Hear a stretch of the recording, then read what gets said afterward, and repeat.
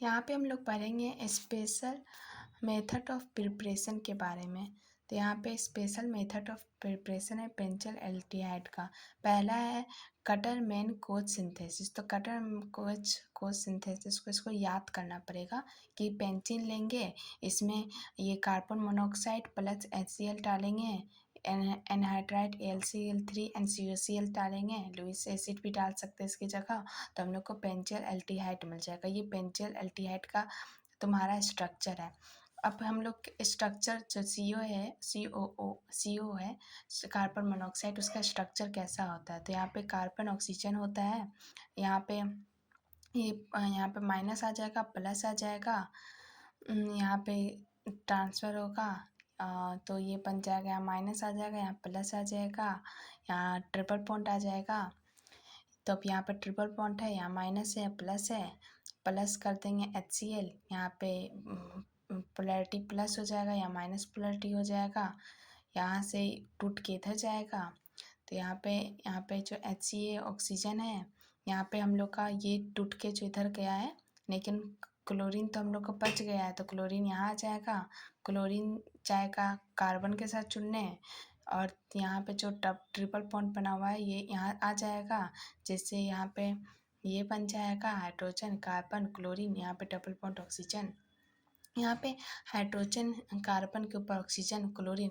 अब हम लोग इसमें AlCl3 डालेंगे, तो क्लोरीन और AlCl3 मिलके AlCl4 बना लेगा, और ये इलेक्ट्रोफाइल है, ये इलेक्ट्रोफाइल हो रहा है यहाँ पे pencil plus hydrogen minus carbon पे प्लस है, इससे पेंसिल एल्डिहाइड मिल जाएगा। ये पेंसिल एल्डिहाइड का CHO है, और CHO को ऐसे भी लिख सकते हैं, और CHO को हम लोग ऐसे भी लिख सकते हैं। अब हम लोग पढ़ेंगे इटार्ट रिएक्शन। ये इटार्ट रिएक्शन बहुत ज़्यादा इम्पॉर्टेंट है नीट के एग्ज़ाम में भी। यहाँ पे जैसे CH3 है, ये इसका कुछ कहते हैं, इस स्ट्रक्चर को पता नहीं क्या कहते हैं, पर कुछ तो कहते हैं। फिर इसमें हम लोग CrO2Cl2 डालेंगे, या CH2CCl4 डाल सकते हैं, तो इससे हम लोग को ये मिल जाएगा। यहाँ पे हाइड्रोजन है, कार्बन है, और यहाँ पे तो हाइड्रोजन होना चाहिए था, लेकिन यहाँ पे इसकी जगह ये है, क्योंकि हाइड्रोजन की जगह ये आ जाएगा CrOHCl2 आ जाएगा, और यहाँ पे भी CrOHCl2 आ जाएगा, हाइड्रोजन की जगह ये दोनों आ जाएगा। ये इंपॉर्टेंट है, कभी कभी एग्जाम में ये डायरेक्ट पूछ सकता है, तो ये इंपॉर्टेंट है। फिर यहाँ पे हम लोग H3O+ यानी हाइड्रोलाइसिस होगा, तो यहाँ पे CrOH2Cl2 बन जाएगा हाइड्रोलाइसिस होने के बाद। इसको हम प्लस करेंगे ये, तो हम लोग को यहाँ पे बन जाएगा पेंसिल एल्डिहाइड। इसी स्ट्रक्चर को हम लोग पेंसिल एल्डिहाइड कहते हैं, यहाँ पे लिखा हुआ है। नेक्स्ट इज ये तुम्हारा रिएक्शन है, यहाँ कार्बन हाइड्रोजन, यहाँ पे होमोलाइटिक हो रहा है, यहाँ पे होमोलाइटिक हो रहा है, यहाँ पे CH2Cl4 बन के ये मिल रहा है। अब यहाँ पे होमोलाइटिक क्लीवेज इसको कहते हैं, या फ्री रेडिकल मैग्नीशियम भी कहते हैं। यहाँ पे सिमिलर रिएक्शन, इस तरह का सिमिलर रिएक्शन हम लोग को यहाँ देखने को मिल जाएगा। यहाँ पे ये है कार्बन है, हाइड्रोजन है, यहाँ पे CrO3 और CH3CO2 ऑक्सीजन डालेंगे, इसको एसिटिक एनहाइड्राइड कहते हैं। तो यहाँ पे हम लोग को हाइड्रोजन की जगह क्या मिल जाएगा, ये मिल जाएगा COCH3, OCOCH3, यहाँ पे OCOCH3 मिल जाएगा, इसका हाइड्रोलाइसिस होगा। ये सिमिलर टाइप का स्ट्रक्चर है जैसा कि हम लोग पढ़े। यहाँ पे ये पेंसिल एल्डिहाइड बनेगा, और यहाँ पे तुम्हारा पाई प्रोडक्ट की तरह एसिटिक एसिड बन जाएगा। ओवरऑल रिएक्शन देखें तो यहाँ पे तुम्हारा जो CH3 वाला ये है, इसके अंदर CO2Cl2 डालेंगे, H2 हाइड्रोलाइसिस करेंगे, फिर तो हम लोग को यहाँ पे पेंसिल एल्डिहाइड एंड CrOH2Cl2 मिल जाएगा।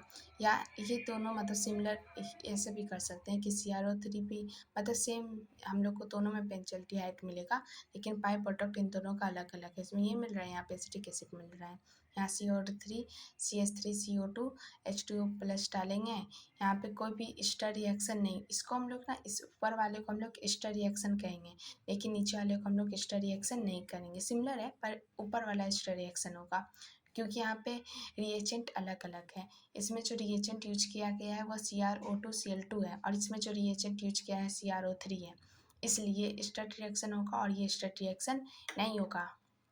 अब यहाँ पे प्रिपरेशन है एसिटिफिनॉन का। तो हम लोग एसिटिफिनॉन को कैसे बनाएंगे, उसका प्रिपरेशन कैसे करेंगे। तो यहाँ पे तुम्हारा कार्बन CH3 है, ये एरोमेटिक कीटोन, इसको हम लोग क्या कहते हैं, एरोमेटिक कीटोन, इसको हम लोग एरोमेटिक कीटोन कहते हैं। ठीक है, अब नेक्स्ट जाते हैं। ये हम लोग पहला है एसिलराइजेशन। तो यहाँ पे हम लोग एसिटोफिनॉन कहेंगे विद द हेल्प ऑफ एसिलाइजेशन से। ठीक है, तो हम लोग पेंसिल लेंगे, यहाँ पे CH3 कार्बन क्लोरीन ऑक्सीजन लेंगे, इसमें LCA3 डालेंगे, हम लोग का एसीटोन बन के तैयार। एसीटोन का स्ट्रक्चर याद रखना है, कार्बन CH3 ऊपर में ऑक्सीजन। अब ये स्पेशल मेथड है of preparation of ketone. Ketone हम लोग कैसे बना सकते हैं, तो हम लोग कीटोन एसाइल क्लोराइड से भी बना सकते हैं, मतलब देख रही हो, समझ में आ रहा है कुछ। तो यहाँ पे एसाइल क्लोराइड से भी बना सकते हैं और नाइट्राइड से भी बना सकते हैं।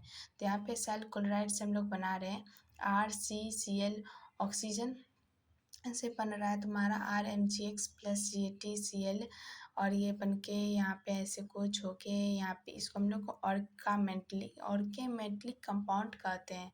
और ये तुम्हारा RCCl से बन रहा है, कीटोन बन रहा है, और CtCl2 बन रहा है। ये नाइट्राइल से बना रहे हैं, जहाँ पे ये RCrMgX H3 यहाँ कीटोन बन रहा है। कीटोन को ऐसे लिखते हैं।